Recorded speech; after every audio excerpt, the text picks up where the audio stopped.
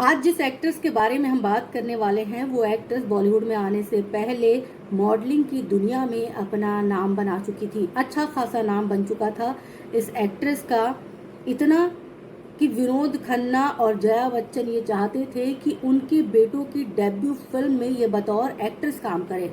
विनोद खन्ना चाहते थे कि अक्षय कुमार की डेब्यू फिल्म हिमालय पुत्र में ये एक्ट्रेस जो है वो नायिका बने, लेकिन फिर उन्हें एहसास हुआ कि ये एक्ट्रेस उस किरदार के हिसाब से काफ़ी छोटी लगती हैं, जिसकी वजह से उन्हें अपना आइडिया कैंसिल करना पड़ा। जया बच्चन चाहती थी कि अभिषेक बच्चन की फिल्म आखिरी मुगल में जो है ये बतौर नायिका नजर आए। हालांकि ये जो फिल्म है जेपी दत्ता की, ये ठंडे बस्ते में चली गई, लिहाजा जया बच्चन की ये ख्वाहिश पूरी नहीं हो पाई।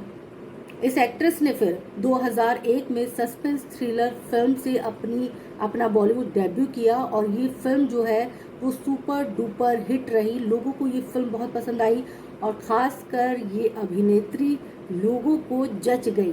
ये अभिनेत्री हैं विपाशा बसु। विपाशा बसु एक ऐसी अभिनेत्री हैं जिन्होंने एक्शन थ्रिलर फिल्मों में जान फूंक के रख दिया था। पहली ही डेब्यू फिल्म से ये रातों रात बड़ी एक्ट्रेस के तौर पर स्थापित हो गई थी। अजनबी फिल्म 2001 में रिलीज हुई थी और इस फिल्म में बॉबी देओल, अक्षय कुमार और करीना कपूर इनके साथ नजर आए थे। हालांकि फिल्म के सेट पर, पहली ही फिल्म के सेट पर जो है करीना कपूर और विपाशा बसु के बीच अच्छी खासी लड़ाई हो गई थी।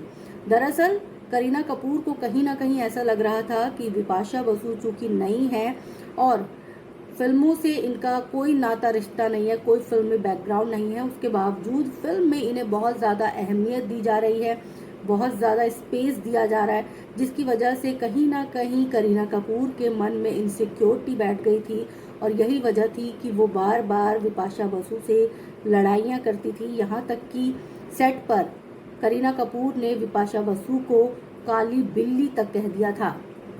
यह लड़ाई इतनी ज़्यादा बढ़ गई थी कि अखबारों की सुर्खियां बन गई थी। दोनों इंटरव्यूज में भी एक दूसरे पर निशाना साध रही थी।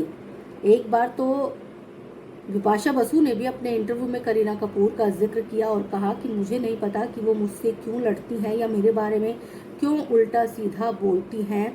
एक ड्रेस डिज़ाइनर के चलते जो है वो मुझे बार बार टारगेट कर रही हैं और मेरा नाम बार बार लिए जा रही है, जो कि गलत है।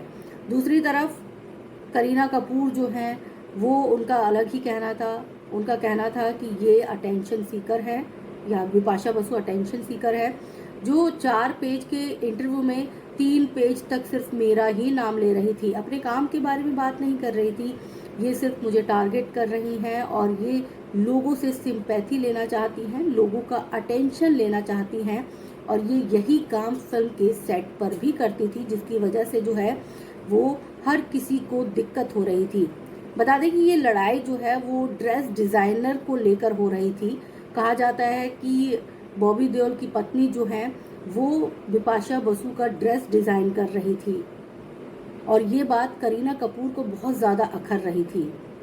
वो बार बार इस बात को लेकर जो है अपनी नाराज़गी जाहिर कर रही थी कि उनको छोड़कर विपाशा बसु पर क्यों तवज्जो दी जा रही है, जबकि विपाशा बसु नई नई इंडस्ट्री में आई थी। इसीलिए बॉबी देओल की पत्नी तान्या बिल्कुल भी नहीं चाहती थी कि उनके कॉस्ट्यूम के साथ कोई भी खिलवाड़ किया जाए। वो इसीलिए विपाशा बसु के कॉस्ट्यूम को लेकर बहुत ज़्यादा जो है वो कह सकते हैं कि तवज्जो देती थी और ये बात करीना कपूर को अच्छी नहीं लगती थी और इसी बात पर दोनों का झगड़ा भी हुआ था। कहा जाता है कि तान्या ने करीना कपूर को जोरदार थप्पड़ भी जड़ दिया था। हालांकि इस बात पे कितनी हकीकत है ये कह पाना मुश्किल है, लेकिन विपाशा बसु, हम बात विपाशा बसु की कर रहे थे, विपाशा बसु ने फिल्म में काफ़ी शानदार उनका करियर रहा और एक से बढ़कर एक फिल्में की। इसके साथ ही विपाशा बसु की फिल्मों में तो चर्चा थी ही, फिल्मों के साथ साथ उनके लव अफेयर्स की भी बड़ी चर्चाएं रही। 3 लव अफेयर्स जो है वो उनके बड़े खास रहे। डीनो मोरिया 1997 से 2001 तक डीनो मोरिया जो है वो उनके बॉयफ्रेंड रहे और उसके बाद 2001 से लेकर 2011 तक जॉन अब्राहम के साथ विपाशा बसु रिलेशनशिप में रही और इसके बाद 2014 में कुछ दिनों के लिए ही ज़्यादा वक्त तक ये रिश्ता नहीं चला। हरमन बावेजा के साथ बिपाशा बसु का नाम जोड़ा गया और इसके बाद फाइनली 2015 में अलोन फिल्म के को एक्टर के साथ जो है इन्होंने शादी कर ली। ये एक्टर इनके भी 2 शादियां पहले हो चुकी थी और बिपाशा बसु जो है इनकी तीसरी पत्नी है और अब तो 2022 में जो है वो एक बेटी की माँ बन चुकी हैं और अच्छा खासा चल रहा है इनका। इनके जो पति हैं वो करण सिंह ग्रोवर हैं, जो ऑलरेडी 2 शादियां करने के बाद तीसरी शादी इन्होंने बिपाशा बसु के साथ की और आखिरी फिल्म न्यूयॉर्क टू वेलकम में कैमियो किया बिपाशा बसु ने। आपको बिपाशा बसु की कौन सी फिल्म बहुत अच्छी लगती है, कमेंट करके ज़रूर बता दीजिएगा।